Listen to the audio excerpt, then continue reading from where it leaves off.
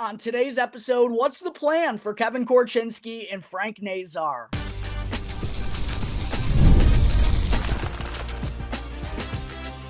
You're Locked On Blackhawks, your daily podcast on the Chicago Blackhawks, part of the Locked On Podcast Network, your team every day. What's going on, everyone? Merry Christmas Eve. Thanks for joining me on another episode of Locked On Blackhawks. Quick reminder to go and hit that like button. Jump in the comment section down below as well with your Mailbag Monday question. Obviously, won't be able to get to it on today's episode, but I'll make sure to bookmark it for this time next week. And subscribe to Locked On Blackhawks on YouTube if you haven't done so already. All I want for Christmas is to reach my goal of 2,000 subscribers. So even if you're someone who regularly tunes in through Apple Podcasts or Spotify, whatever it may be, please make sure to jump on over to YouTube and hit that subscribe button for me. And last but certainly not least, got to give a shout out to today's sponsor, which is FanDuel. Go and check out FanDuel.com to win $250 worth of bonus bets if your first $5 bet wins with America's #1 sportsbook. All right, good afternoon, everyone. Again, thank you all for joining me on another episode of Locked On Blackhawks, your one-stop shop for all things Chicago Blackhawks. Hope everyone's holiday is off to a wonderful start. Got a quick little episode for you all here this afternoon. Final game before the holiday break for the Blackhawks last night, taking on the Wild for the third time already this season. And as it's been in the previous two meetings against Minnesota and against basically every opponent on the schedule so far this season for the Blackhawks, came down to the wire last night at Xcel Energy Center. Connor Bedard kicked off the scoring in the first period with a nifty little shot to beat Filip Gustavsson 5-hole. His 9th goal of the season now gives him 8 points over his last 8 games, and the Blackhawks have now scored first in 21 of their 35 contests. They continue to get off to good starts. Nick Foligno put them back ahead 2-1 in the second period, but after the Wild evened up the score, Brock Faber, following him having a goal disallowed earlier on in the game, struck for his revenge and put the Wild ahead for good. Blackhawks really weren't able to muster up all that much down the stretch. Minnesota went on to add an empty netter from Marcus Foligno, younger brother, of course, of Blackhawks captain Nick Foligno. Jason Dickinson would go on to score with 30 seconds left to make things interesting, but it's another late push for the Blackhawks that winds up falling short. They drop back-to-back games going into the holiday break and now sit 12-21-2 through 33 games on the season. As far as what went wrong for the Blackhawks last night, the notables, I think the biggest thing is they just continue to give up goals right after they score them. Just 49 seconds after Nick Foligno put the Blackhawks ahead 2-1.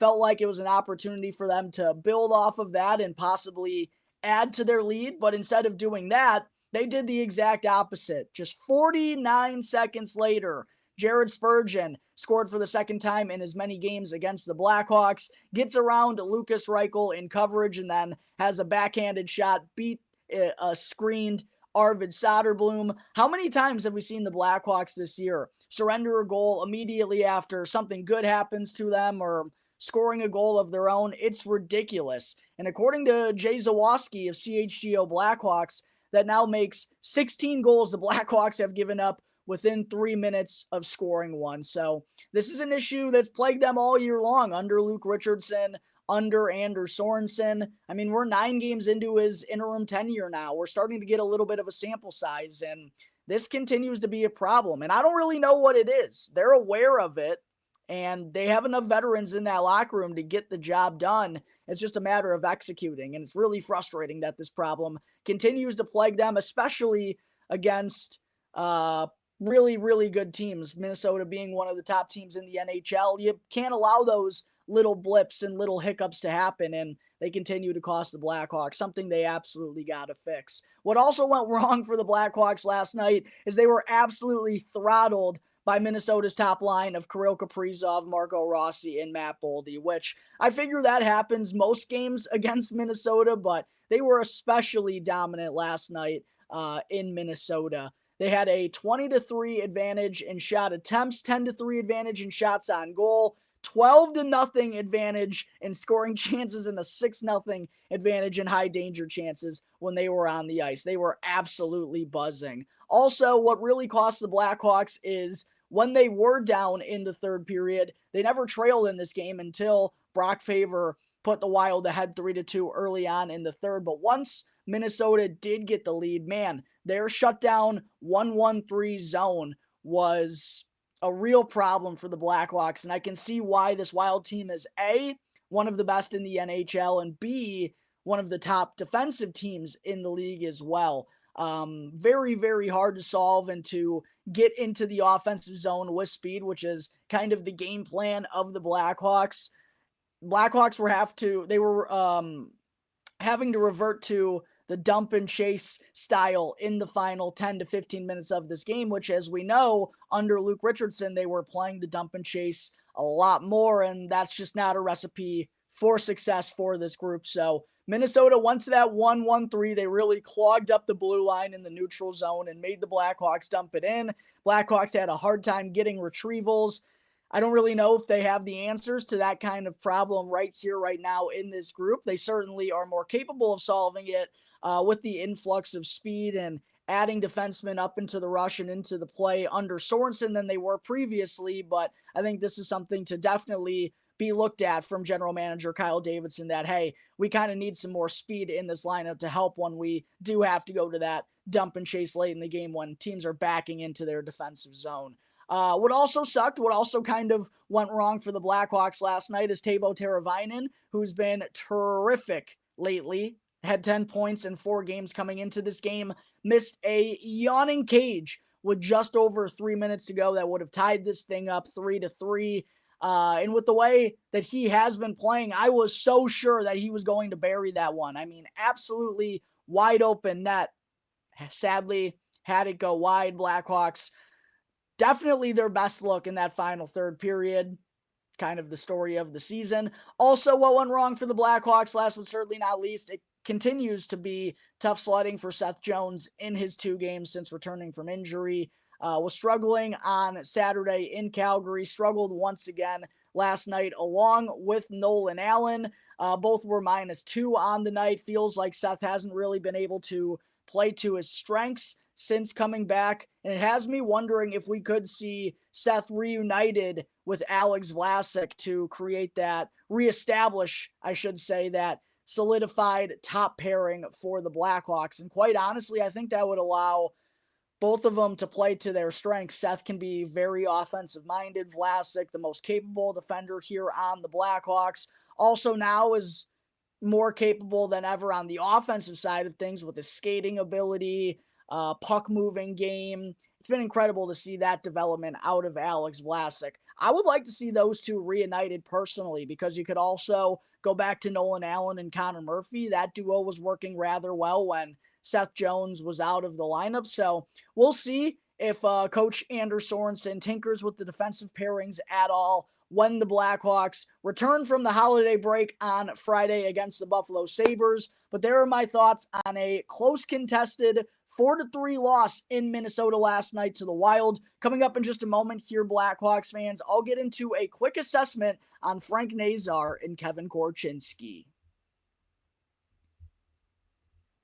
But first, I do got to talk to you all about Prize Picks. If you love sports, then you're going to love Prize Picks, the best place to turn your sports knowledge into real money. Because whether it's hockey, football, or any of your favorite sports, Prize Picks makes it easy to now get in on the action. And you can now win up to 1,000 times your money with Prize Picks. Plus, this holiday season, they're giving away more than $30 million in rewards during Picksmas and offering 2 free picks in the month of December. And when your picks hit, Prize Picks makes it super easy to cash out. You can get your money in as fast as 15 minutes. And this week, I'm looking at Connor Bedard to record more than 4 shots on goal and Taylor Hall to tally more than 1 assist. It's so simple to make my picks and have fun with my friends while potentially cashing out in an instant. To join in on the fun, go and download the Prize Picks right now and use the code LOCKDOWNNHL in all caps to get $50 instantly when you play your first $5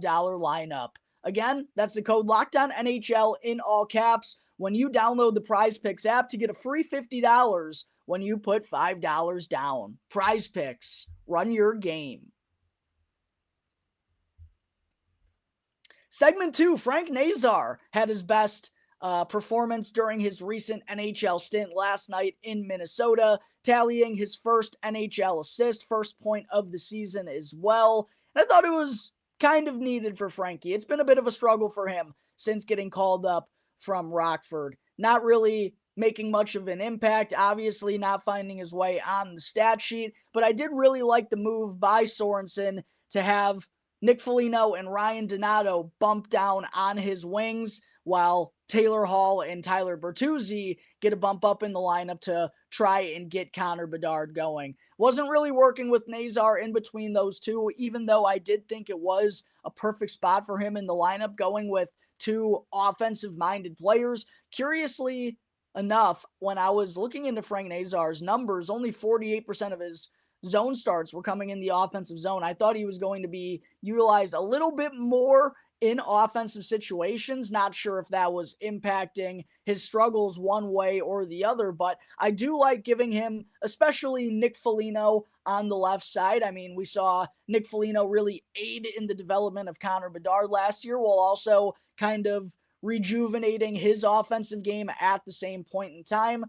Wound up working last night as Foligno cashed in for his 8th goal of the season. Ryan Donato also just plays such a gritty, simplified game, gets the puck on net, will go and win battles along the board. So I do really agree with the change in the lineup made by Sorensen prior to this game, and wound up paying off for them, as the second line was the best line all night for the Blackhawks, and Nazar put up unbelievable statistics. Blackhawks had a 23-10 advantage in shot attempts when Nazar was on the ice, 15-4 shot on goal advantage, which was the best on the team, 11-5 scoring chance advantage, best on the team as well, and 6-2 advantage in high danger chances. Great job by Nazar as well to pick up a primary assist on Nick Foligno's goal as he recognized the play in front of him. 3-on-1 rush for the Blackhawks where he was at on the ice. He had to drive the net with a purpose. Foligno rewarded him for that by giving him a feed back door. Heck of a save by Philip Gustafsson. Foligno fortunately was in the right spot to follow up on the rebound, but nice to see Frank Nazar rewarded for his solid play. He also had a 75.35 expected goals for percentage, which was the best on the Blackhawks, along with 4 individual scoring chances. And diving into Frank Nazar's numbers now as a whole and kind of talking about how he's been doing. He's been up for 6 games now this season. That primary assist he had last night was his first point. The one area where he has struggled is staying out of the penalty box. I do like him being assertive and aggressive on the defensive side of things, and that's one thing I made sure to preface on the show when talking about expectations for Frank Nazar. He's not someone who's just going to try to impact the game on the offensive side of things. No, he has a 200-foot style, and I do think he has the ability to play the center position because of his defensive responsibilities and the way that he takes that side of the game seriously. I know he's undersized and it's going to be hard for him to play against grown men, especially as a 20-year-old right here, right now. But I do like just the desire to make an impact on the defensive side of things, but does have to clean things up in terms of staying out of the penalty box. Also, think he's got to be more aggressive with the puck on his stick. Only 5 shots on goal in 6 games played, and there have been a couple of times during these first 6 games where he had real good looks, but unfortunately elected to kind of try and make the cute play and make that extra pass when that's been a problem. You know, it's hard to just blame Frank Nazar. That's been a problem for, 10-year veterans on this Blackhawks team this season, but I really thought he was going to be more aggressive in shooting the puck based on the success he's had in the goal scoring department down in Rockford. That was one thing I highlighted specifically, is that he is a dual threat offensive player. I made sure to say he is going to be more of a playmaker. That's always going to be his forte. But the goal scoring, he is capable of doing that as well. So I've been a little bit disappointed in his lack of wanting to shoot the puck. Hopefully that's something that he kind of works on here moving forward. Averaging 14 minutes and 11 seconds of time on ice, a little bit less than a true second line center role. also has really struggled at the faceoff dot, winning just 28.9% of his faceoffs. Not exactly surprising, but also isn't helping the Blackhawks cause as one of the worst faceoff teams in the entire NHL. And then diving into the analytics, 44.5 Corsi for percentage at 5-on-5 for Nazar this year. 2 goals for to 2 goals against in 6 games. Ultimately, though, Blackhawks fans, I think it's too small of a sample size to really get a feel of what's going down with Nazar. Yeah, I know he's had a couple of games where he's really struggled, but I think that's just part of the learning curve, and I think it's pretty clear that this is his first NHL stint. I mean, how many youngsters have we seen this happen to the Blackhawks over the last couple of years? Wyatt Kaiser, Kevin Korchinski. This is just the way that it kind of goes, and I'm sure the Blackhawks front office accounted for this, even though, they wanted him to come up and absolutely thrive. Yeah, 100%. But this is something you also put into the expectations when you do call up a top prospect. And ultimately, it's just too small of a sample size to make a decision or to get a true feel on Frank Nazar. And I think the front office probably feels the same way. I don't think there's any rush to make a decision as to whether they're going to keep him up or they're going to be sending him back down. It's too soon to say. I expect Nazar to get at least another 10 games here in the NHL. And then I think the front office will kind of have an assessment if they need to, hopefully over these next 10 games. Like we've heard Kyle Davidson say in the past, we want the prospects to tell us where they're at, when they're ready to get promoted. And if Frank Nazar wants to stick around at the NHL level, he's going to tell the Blackhawks front office with his play on the ice. So ultimately, too early to say. Nice to see Frank Nazar have his best performance of these 6 games last night in Minnesota. Hopefully it's something for him to build on here moving forward when the Blackhawks return to action. Also want to talk about Kevin Korchinski, who's now played 8 games up in the NHL since being recalled from Rockford. Hasn't registered a point, but has played really well and made noticeable strides from when we saw him first on the NHL scene last year as a 19-year-old. Only 2 penalty minutes, which I think has been really impressive. He's handled himself really nicely. 6 shots on goal. He's been involved on the offensive side of things, averaging 16 minutes and 46 seconds of time on ice. Been on the ice for 5 goals, 4 to 7 against at even strength. The biggest thing that stands out to me about Kevin Korchinski, especially when he's up at the same time as Frank Nazar, is it's pretty clear that he's a year ahead in the development path than Frank Nazar. I just talked about with Frankie. He's playing very similarly to when we saw Kevin Korchinski and Wyatt Kaiser first on the scene last year. That's not surprising because this is his first year at the professional level, right? Kevin Korchinski was here last year, so he's kind of got that year of experience under his belt ahead of Nazar. So for Korchinski, it's just really nice to see him also making those strides that we see out of a lot of the young players in this year-to-year path. Just looks way more composed and calm on the defensive side of things. Doesn't look like a fish out of water as much as he did last year. Looks like he's able to use his true weapon, his skating ability to impact the game much more frequently. It just looks much more capable as a whole on the defensive side of things as well. The stretch pass has been super good. How involved he's been in rushes and in offensive zone cycles. How many times we've seen him pinching down below the dots. It's been great. I've loved what I've seen out of Kevin Korchinski.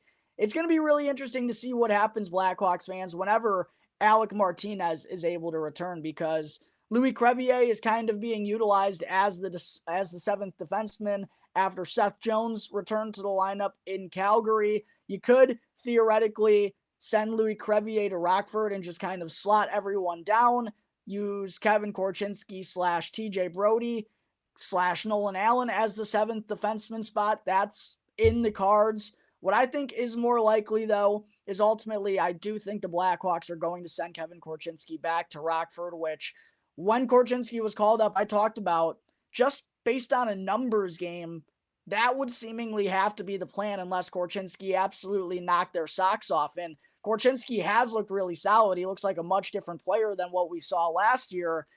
But I still don't think he's quite forcing the coaching staff's hand like that. And also, they'd much rather have him continuously playing games down in Rockford while having a major role, as opposed to him having to sit out once every, 3 or 4 games, whatever it may be, here at the NHL scene when they don't absolutely need him to be up there right here, right now. So to me, the more likely option is to keep Louis Crevier around as the 7th defenseman. Yeah, you do want to keep working on his development, but you're not as focused or worried about Crevier as you are with a Wyatt Kaiser or a Kevin Korchinski. He suits the 7th defenseman role, I think, a lot better than those two other guys. And quite honestly, Louis Crevier, for being 6'8", 220, 230 pounds, 7th round pick, it's been pretty incredible what he's turned into. But I don't think the Blackhawks really have any crazy high hopes for him. So being a 7th defenseman, I think just suits him and where the team is at right here, right now, a little bit better.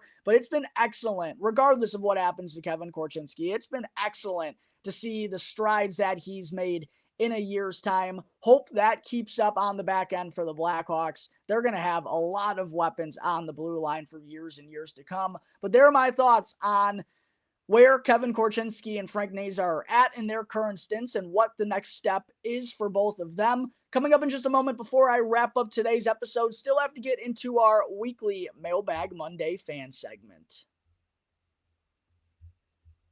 But first, I got to talk to you all about the fine folks over at FanDuel. The NFL playoffs are almost here, but it's not too late to get in on the regular season action with FanDuel, America's #1 sportsbook, because right now, new customers can finish the season strong with $250 in bonus bets if your first $5 bet wins. And FanDuel now has so many ways for you to pick up a W. Personally, I love betting on which players will score a touchdown and how many points each team will score. But FanDuel also has bets for player props, money line, game specials, and so much more. To take advantage of this amazing offer before Week 18 closes, go and visit FanDuel.com in order to join today. Again, that's FanDuel.com for your chance to win $250 in bonus bets if your first $5 bet wins. So make every moment more with FanDuel, an official sportsbook partner of the National Football League.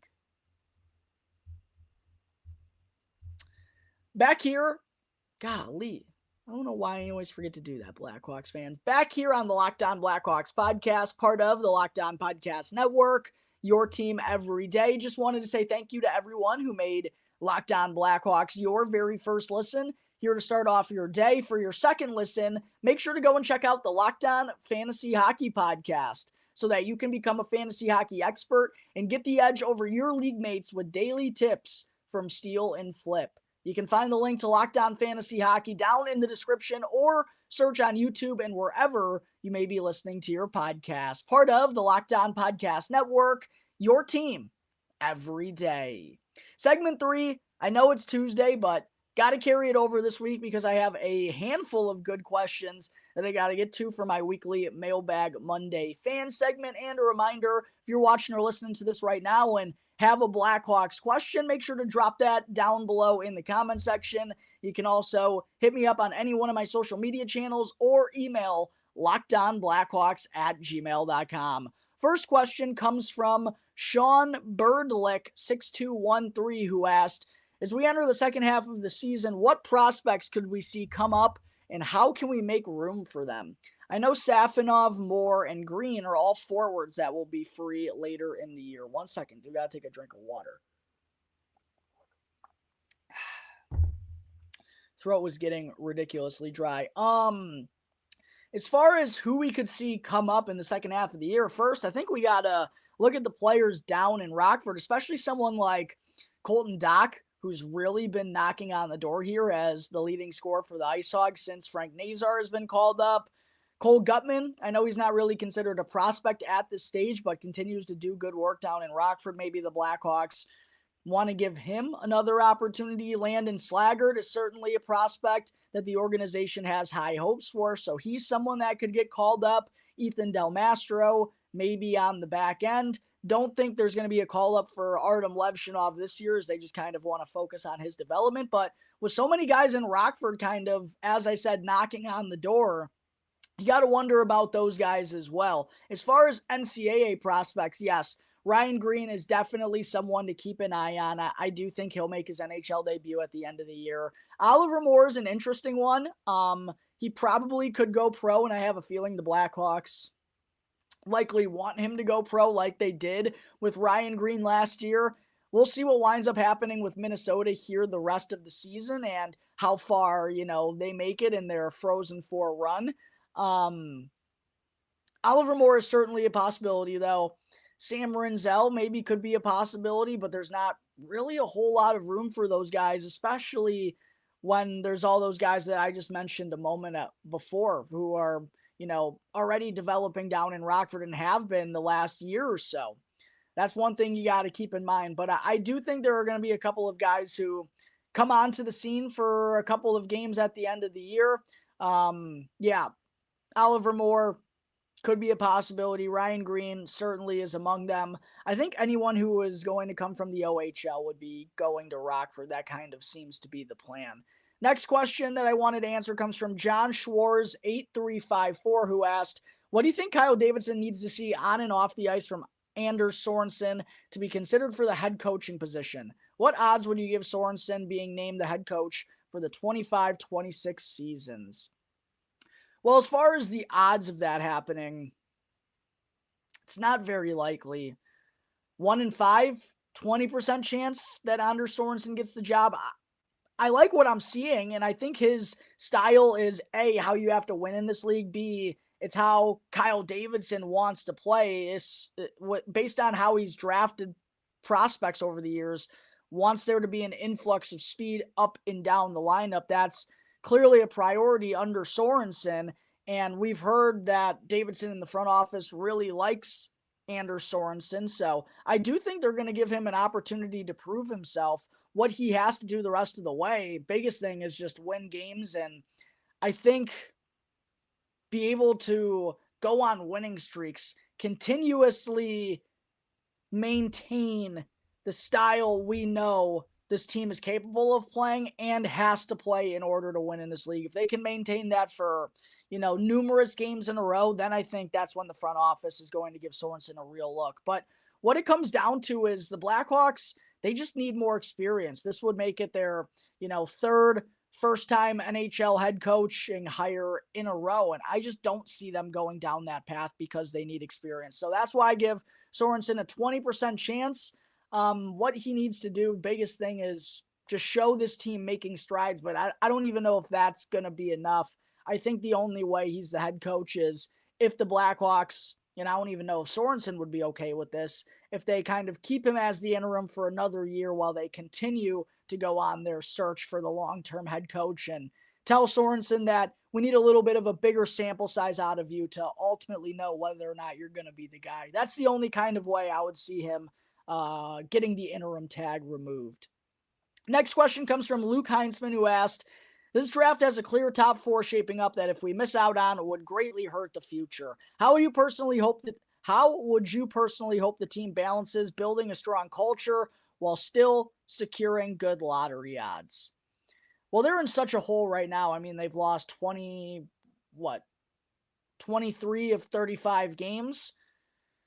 They're probably going to have a strong say in the lottery odds once again this year, regardless. Even if they are making strides, they've dug themselves in a real hole as we're approaching the halfway point. So I'm kind of at the opinion that it's also still too early to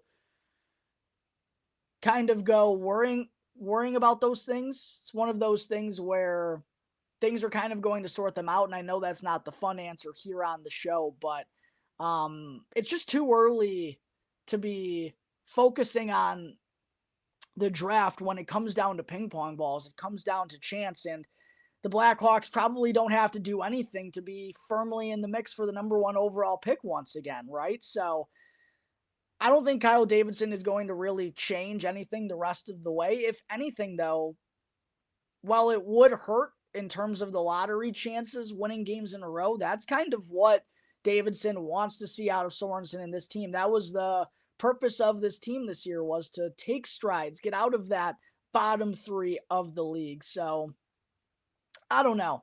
It's kind of a tough one. And I think it's a good and valid question here. I just don't really know how to answer it. How do I personally hope the team balances building a strong culture while still securing good lottery odds? Kind of just going on the same thing that they've been doing this whole year. They're hoping to get better, and I hope they get better as well. I'm not really worried about the draft lottery odds this early on in the season. Next question comes from at Eric Borch 1678, who asked, is it too crazy to have Frank center Connor and Lucas or Connor and Hall? I do think at some point we're going to see them paired up together on the same line. I would be surprised, though, if it's Frank Nazar being the one playing the center ice position. Connor not saying much, and there's not a big sample size on it for Nazar, but he's been the better face-off man of the two. He's the one with a little bit more experience. He's taken strides on the defensive side of things this year. So I think it would be Frank Nazar playing on the wing if and when they do wind up playing with one another. We could see Lucas Reichel. We could see Taylor Hall. I'd like to see Lucas Reichel up there. I've been preaching for that all year. Taylor Hall is probably the more likely candidate, but just based on the way that Bedard has kind of gone about things and how he's found success and how this Blackhawks team has found success, I would like to see Frank, Connor, and Bertuzzi, Frank, Connor, and Donato, someone who can win a board battle and has a little bit more size and grit and sandpaper to their game. That would be the trio that I'd personally be looking for, but I'd anticipate that Connor, Frank, and Taylor, would happen before Connor, Frank, and Lucas. Next question comes from Raymond Wellens 2122, who asked, will the Blackhawks part ways with Hall, Martinez, or Mrazek before the deadline? I would like to see them hold on to Ryan Donato, but I understand he may be a good trade chip as well. Yeah, it's going to be interesting to see what the Blackhawks do at the trade deadline this year. Ultimately, what it comes down to is whether the return outweighs the cost of trading these guys. For example, Taylor Hall, unrestricted free agent at the end of the year, right? $6 million AAV. Blackhawks are certainly going to have to eat that in half, maybe even get a third team involved to cut that up a little bit more in order to trade Taylor Hall. And even if they do, what's the return for Taylor Hall? Second round pick seems kind of wishful. Could happen. He's playing pretty well, but seems wishful. Do the Blackhawks really need another third round pick to add to their already deep prospect pool? At this point, it's about quality over quantity, and you'll never deny a free draft pick per se, but with the way Taylor Hall's been working, he's going to be a crucial wing the rest of the year for Connor Bedard and Frank Nazar if he's here. Do you really want to go and trade Taylor Hall for a third round pick? Now, it would be a nice thing to do for Taylor Hall to send him to a contender and whatnot, but it ultimately comes down to business, and I don't know if that would be in the Blackhawks' best interest. So it's going to be really interesting to see which guys they do end up trading and which guys they don't. Like Pat Maroon, Craig Smith, both coming off the books. I don't think the Blackhawks trade both of those guys. Maybe they trade Craig Smith and capitalize on him having a little bit of a resurgence, but he's worked really well with Lucas Reichel.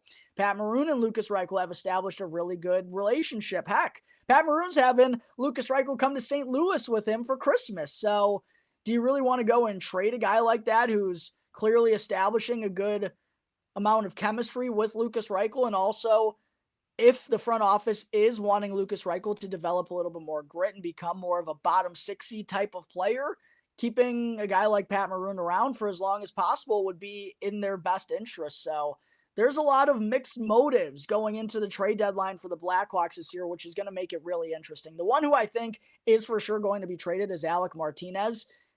I don't know how many teams are going to be interested in him, but he is a veteran-minded defenseman. Someone will take him as a third pairing defenseman come playoff time because of all of his experience, but he's slow. He's injury prone. He does still block shots and can play on the penalty kill, but there's not much to him at this point other than that. But he's just kind of taking up a spot on the blue line for the Blackhawks right now. And as we've seen, Wyatt Kaiser's capable of playing in the NHL. Kevin Korchinski's capable of playing in the NHL.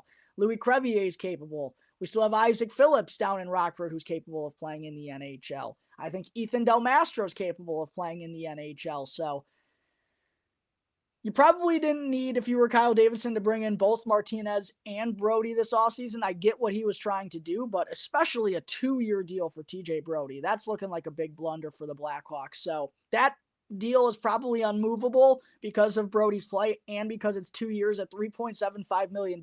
So to me, Alec Martinez is the most likely Blackhawk to get traded at the deadline. Other than that, everyone's kind of a toss-up. Hall, Maroon, and Smith, are certainly candidates, but I don't think all three of them get traded. Matter of fact, I don't even know if two of them get traded.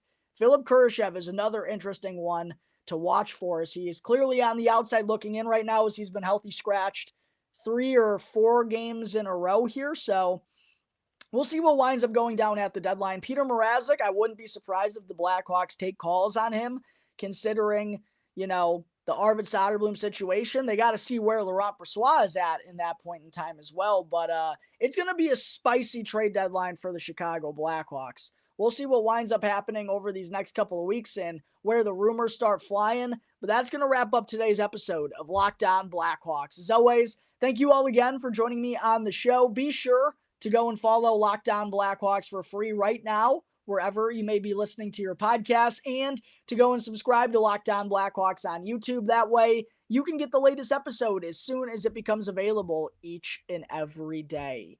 As always, I'm your host, Jack Bushman. Check me out on X at Jack Bushman 2, but gotta go and follow my Strictly Blackhawks account at Talkin' Hockey to get all of the latest Blackhawks news and updates. So until the next episode, everyone, Merry Christmas, Happy Holidays. I'll see you next time on the Locked On Blackhawks podcast, part of the Locked On Podcast Network, your team every day.